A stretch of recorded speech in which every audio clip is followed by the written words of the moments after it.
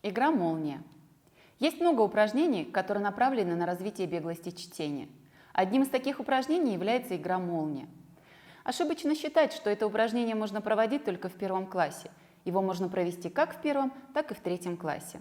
Смысл данного упражнения – это чередование комфортного чтения в обычном режиме с чтением с максимальной скоростью. Сначала ребенок читает как обычно. Как только учитель произносит слово «молния», темп чтения становится максимальным. Текст для данного упражнения может быть разным в зависимости от урока или класса, в котором он проводится.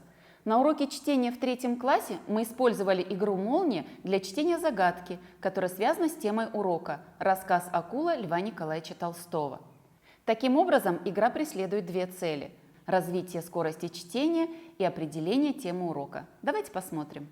Для того, чтобы читать выразительно, необходимо уметь читать быстро и правильно. Сейчас мы с вами потренируемся читать текст. Кто замедляя его темп, то ускоряя. Игра называется «Молния». Прочитайте, ребята, текст, который записан на доске, пока про себя. Ну, ребята, кто готов поиграть в эту игру? София. Гроза всех рыб и всех морей. Молния. Никто не точит зуб острей, вся челюсть острые ножи. Молния. Ты не боишься? Зря, дрожи. Молния. Ее боится даже кит, а безопасно, если спит. Молния. Потрогать можно, раз заснула. Кто это рыбина? Акула! А теперь, ребята, попробуем читать этот же текст, но только парами, вдвоем. Кто сможет? Так, ну давайте, Ардашев и Фируза.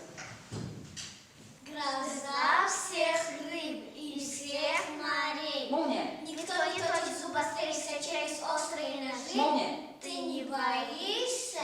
Зря, дрожи. Ее боится даже кит. Молния.